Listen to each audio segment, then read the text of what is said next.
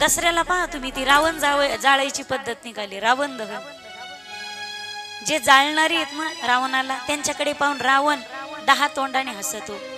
अरे बाबा हो, अरे मी नुसतं सीतेचं अपहरण केलं, नुसतं हरण केलं, तर तुम्ही मला जाळतायत. आज कित्येक स्त्रियांकडे तुम्ही पापी नजरेने पाहतात. मला जाळण्याआधी तुम्ही तुमच्या अंतःकरणातला रावण जाळा आणि मग ह्या रावणाला जाळा. आज पहा तुम्ही सगळं व्यवहार उलट आहे आपलं, काही सोयीचं आहे. आज एखादा माणूस अनवाणी पायाने चालला, अनवाणी म्हणजे पायात चप्पल न घालता, लोक म्हणतात अरे अनवाणी जाऊ नकोस पायात. आता पायात चप्पल घालायची असते, चपलीत पाय घालतो आपण, पण म्हणताना काय म्हणतो, आपण पायात चप्पल घाल, बोडखा जाऊ नकोस, डोक्यात टोपी घाल. डोक्यात टोपी घालतेत का टोपीत डोकं घालतेत? बरं जाऊ द्या, आता हे फार अवघड झालं, जाऊ द्या आता काही असो. मला सांगा, मुलगा कोणाचा, पोरग कोणाचं, सून कोणाला लागती? सून लोकाची, सून कोणाची? अगं म्हणा ना तुमची आई म्हाताऱ्या हो. तुम्ही तिला आपलं म्हणाला तर ती म्हणेल माझी आई सारखी सासू आहे. तुम्ही पोरगी मानत असाल तर मला सांगा, मुलगा कोणाचा? आपला. सूनबाई कोणाची? आपली. नातू कोणाला होणार? आपल्याला. नाव कोणाचं रोशन करणार? कुळाचा दिवा कोणाचा? कुळाला कोणाच्या दिवा? आणि दवाखान्याचं बिल कोण भरतं ग? सूनबाईचं डिलिव्हरीचं.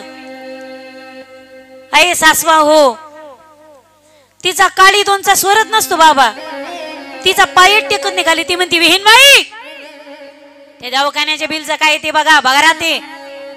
आणि मी लगेचच बहादरीन गाडी करूनच घेऊन येते सोनबाईला. येते म्हणजे का जशी तू आम्हाला आहेरच करीतीस. अरे नातू आपला, पोरग आपलं, कुळाला दिवा आपल्या, त्यांना काय फायदा आहे का तिकडच्याला? आणि डिलिव्हरीचं बिल कोणी भरतं?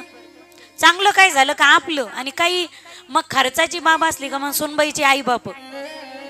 कुठेतरी प्रेमाची भांडणं उभी राहावीत. विहीनबाई लग्न झाल्यापासून ना तिने आमचं नाव लावलं. सुतक पडलं तर आपल्याला तिकडचं पडत नाही, माहेरचं सासरचं पडतं, बरोबर आहे ना? हा. एवढा त्याग सुनबाईने आमच्यासाठी केला. तिने घरातल्या सगळ्या मंडळीला तीच म्हणून स्वीकारलं. म्हणून विहीनबाई तिच्या डिलिव्हरीचं काय बिलचं असेल ना आम्ही बघू बरं का, तुम्ही अजिबात टेन्शन घेऊ नका. अशी प्रेमाची भांडणं उभी राहावीत. आज माहिती तुम्हाला, स्वार्थ निर्माण झाला तिथं नातं टिकत नाही.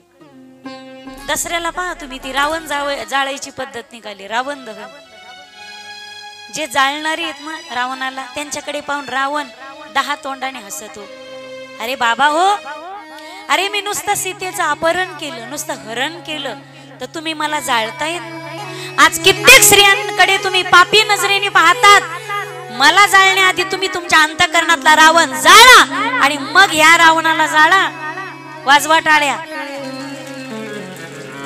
आज तुम्ही तुमच्या अंतःकरणातला तो काय रावण जाळतात? आज प्रत्येकाच्या अंतःकरणात असलेला कामरूपी रावण जाळणं गरजेचं आहे. असे किती पुतळे उभे केले, किती रावण जाळले, फायदा काही होणार नाही त्याचा. आज तुम्ही तुमच्या अंतःकरणातल्या काम भावना, विकार हे रावण जाळणं गरजेचे. एकट्या उत्तानपादाला नाव ठेवू नका. उत्तानपाद उलटी प्रवृत्ती. नाहीतरी आईच्या गर्भामध्ये असताना प्रत्येक जीव हा तर उत्तानपादच होतो ना.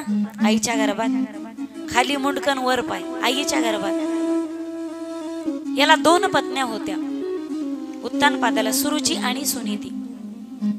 सुनीतीच्या पोटी जन्म झाला ध्रुव बाळाचा आणि सुरुचीच्या पोटी उत्तमाचा. या ध्रुव बाळाने अवघ्या 5 वर्षामध्ये घनघोर तपश्चर्या केली 5.5 महिन्यात, आणि भगवान परमात्म्याला प्राप्त करून घेतलं. आणि भगवान परमात्मा प्राप्त झाल्याच्या नंतर, प्रसन्न झाल्याच्या नंतर परमात्म्याने त्याला अढळपद प्राप्त करून दिलं. 5 वर्षाचा बालक देवाला प्राप्त करून घेतोय. निश्चयाचे बळ तुका म्हणे तिची फळ, असाध्य ते साध्य करिता सायास, कारण अभ्यास तुका म्हणे लेहरों से डर के नौका पार नहीं होती, और कोशिश करने वालों की कभी हार नहीं होती. अरे मंजिलें तो उन्हीं को मिलती है जिनके सपनों में जान होती है, पंखों से कुछ नहीं होता कोसलो मी उडान होती, की संसार करूनही लग्न करूनही माणसाला परमार्थ करता येतो. पहा तुम्ही, लग्न करूनही साधू राहता येतं, नियमाचं पालन केलं. तो गृहस्थाश्रमामध्ये असताना सुद्धा संन्यासी, जर नियमाचं पालन आणि नियमात तुम्ही जगत असाल तर. फक्त लग्न केलं नाही असं नाही समजायचं ब्रह्मचारी येतं संन्यासी. तो प्रसिद्ध विवाहित समजावा. त्याच्याकडे लेटेस्ट कोणती सुविधा नाही का, त्याच्याकडे मोबाईल नाही का, तो नवीन नवीन उपकरण वापरत नाही का, हा, तो काळापासून दूर असेल तर मग ठीक आहे. पण सगळ्या सुविधांचा उपभोग घेतो असा संन्यासी ब्रह्मचारी प्रसिद्ध अविवाहित समजावं. ढळढळ बोल नाही माझं, प्रसिद्ध अविवाहित समजावं फक्त. त्याला ब्रह्मचारी संन्यासी समजण्याचा कृपया भानगडीत पडू नका. पण लग्न करूनही जो मर्यादेत राहत असेल, शास्त्र नियमांचं पालन करत असेल, असा व्यक्ती गृहस्थाश्रमामध्ये असून सुद्धा, हे पाहतो तुका म्हणे राज्य करिता जनक, राज्य करून राज्य उपभोगून सुद्धा विदेही देहावर ज्याला उदासीन प्राप्त झाली. पहा तुम्ही, ज्यांनी वैराग्याचे महावीर शुकाचार्यांना उपदेश करावा, जनकाचा अधिकार कमी नाही. राज्य करून सुद्धा जो संन्यासी राहिला, विदेही राजा जनक, म्हणजे विवाह करून सुद्धा मर्यादेने जीवन जगलात, शास्त्र नियमांचं पालन केलं तरी परमार्थ करता येतो. आणि वारकरी संप्रदायाने किती सूट दिली पहा ना. माझा विवाह झालाय, विवाह करून सुद्धा कथाही करता येते आणि कीर्तनही करता येतं.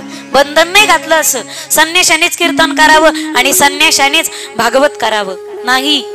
संप्रदायाची सूटी की विवाह करून सुद्धा तुम्हाला साधू होता येते. म्हणून तर तुकोबार आहे, गृहस्थाश्रमामध्ये असताना साधू आहेत. नाथ महाराज गृहस्थाश्रमामध्ये असताना साधू आहेत. कबीर महाराज गृहस्थाश्रमामध्ये असताना साधू आहेत. गोरोबा काका गृहस्थाश्रमामध्ये असताना साधू आहेत. सावता महाराज गृहस्थाश्रमामध्ये असताना साधू आहेत. चोखोबाराया गृहस्थाश्रमामध्ये असताना साधू आहेत. अट नाही घातली तुम्हाला.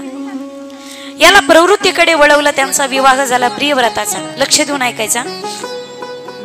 प्रियव्रताचा विवाह झाला, त्यांना 9 पुत्र झाले. पैकी 7 जण 7 द्वीपांचे अधिपती झाले. प्रियव्रत महाराजांकडे एक रथ होता. अंधार पडला की ते रथ घेऊन फिरायचे. का? त्यांना वाईट वाटायचं. त्यांच्याकडे रथ होता आणि ते रथ घेऊन फिरले की उजेड यायचा नगरामध्ये. लोकांना वाटायचं आता सकाळ झाली. आणि त्या उजेडामध्ये लोकांनी आपापली कामं करावीत. संध्याकाळी सुद्धा रात्री प्रियव्रत महाराज रथ घेऊन फिरायचे. त्यांच्या रथाच्या आरीने आणि चाकाने या पृथ्वीचं रूपांतर 7 द्वीपांमध्ये झालं. या पृथ्वीचं रूपांतर 7 समुद्र जे निर्माण झालेत ना, हे आरीने निर्माण झाले. 7 द्वीपांमध्ये पृथ्वीचं रूपांतर झालं आणि 7 पुत्र 9 पुत्रापैकी 7 द्वीपांचे अधिपती झाले.